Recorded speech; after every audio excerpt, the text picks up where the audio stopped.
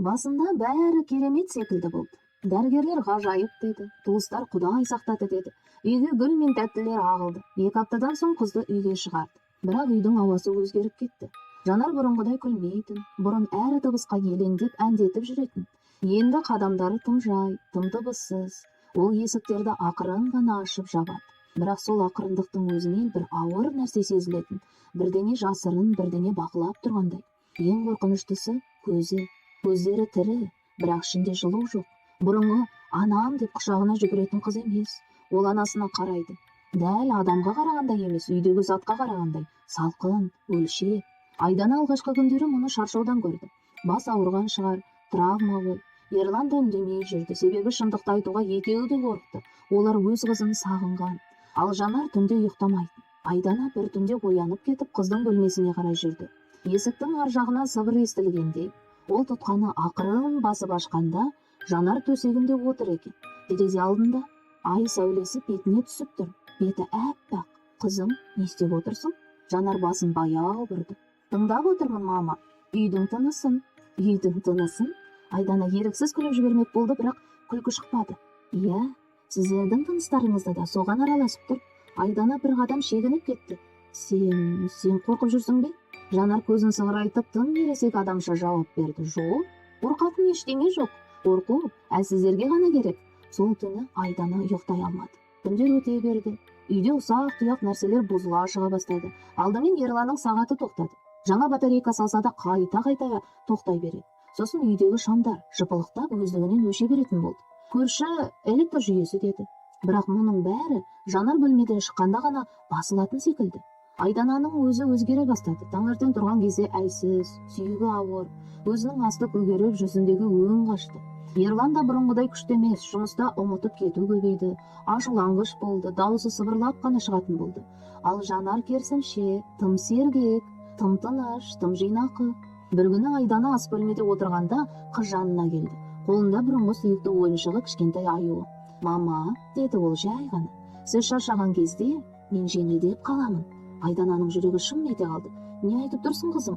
Жанар аюдың көзін саусағымен сипап, көзін тайдырмай, сіздердің іштеріңізде жылу көп, жылу тәтті, мен оны сеземін. Айдана сол сәтте әлгі ер адамның сөзін есіне алды. Тамшыдай, ешкім байқамай да өлді. Үйдің маңындағы мысықтар жоғала бастады. Алдымен көршінің ала мысығы жоқ болды. Сосын ауладағы бір күшіктің дауысы естілмей қалды. Ауылдың шеті сыбырлап, ит құс қаңғып кетті деді. Бірақ Айдана бір нәрсені байқады. Жоғалған күндері Жанар ұзақ уақыт жалғыз жүретін. Айдана бір күні қыздың соңынан білдіртпей шықты. Жанар ауладағы ескі қоймаға кірді. Айдана есікті жартылай ашып қарағанда, іште қараңғы. Тек бір жерде әлсіз жарық түскен. Жанардың дауысы естілді. Тыныш, қорықпа, бұл тек кішкентай ғана қорқыныш, кішкентай ғана үнсіздік.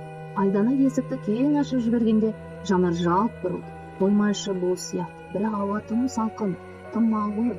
Еденде бір-екі түк секілді нәрсе ғана жатыр.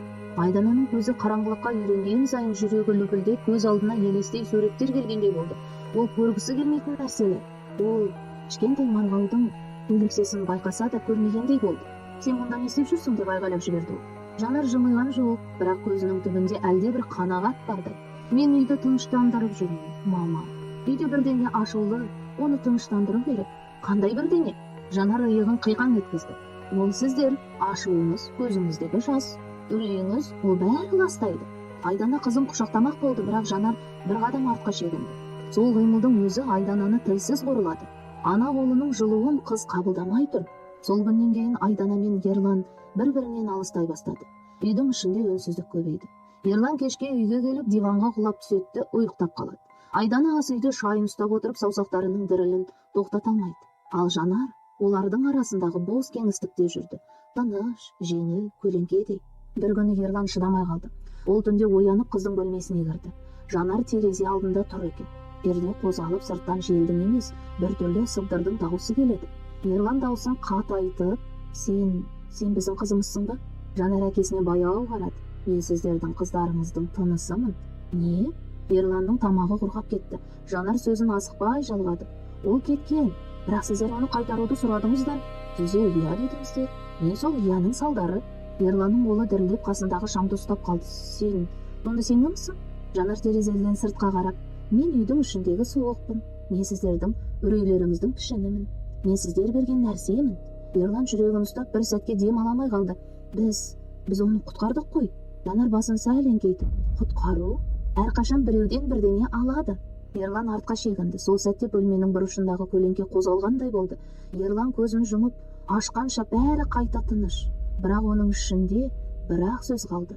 Қарыз. Ертеңінде Айдана мен Ерлан әлгі ер адамды іздеуге тырысты. Ауруханаға барды, жедел жәрдем қызметіне барды, сол түні болған оқиғаны сұрады. Ешкім ондай адамды көрмеген, камера жазбасында да жоқ. Тек олар ғана есінде сақтапты. Кешке үйге қайтқанда Жанар ас үй үстелінде кітап оқып отырды. Үстел үсті тап-таза, шай да дайын, дәл бір мүлтіксіз қыз секілді. Айдана шаршаған дауыспен: "Жанар, сен бұрынғыдай болшы, өтінемін, ботам."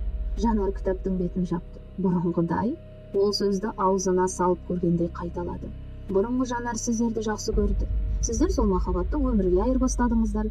Енді сіздерде тек өмір бар, ал махаббат менде. Айдана жылап жіберді. Біз тек сені тірі қалдырғымыз келді. Жанар орнынан тұрып анасына жақындады. Өте жақын келді. Айдана қызынан бұрынғы иісті, бұрынғы жылуды іздеді, бірақ тек салқын леп сезілді. Жанар анасының маңдайына алақанын тигізді. "Тынышталыңызшы, мама." Дауысы жұбататындай, бірақ ішінде мейірім жоқ. "Мен сізге жеңілдік беремін."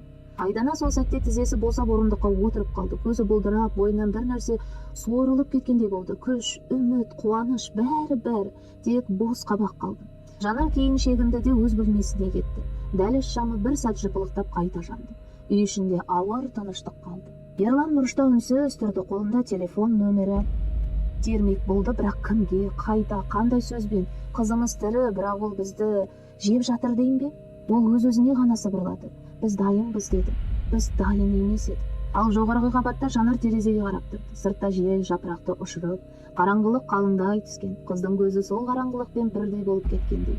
Сол кезде әлде бір таныс дауыс баяғы жедел жәрдемдегі дыбыс сияқты үйдің ішінде сыбырлап өтті. "Қарыз төленіп жатыр." Жанар жауап қатпады, тек жеңіл ғана жымиды. Өйткені үйдің тынысы енді оның ырғағына көшкен еді. Ал төменде Айдана мен Ерлан екересек атам өз баласын құтқардым деп ойлап, өздерінің ішіндегі ең жарық нәрсені әлдекімге беріп қойғанын енді ғана түсінді. Өмір қайтты, бірақ жан қайтпады.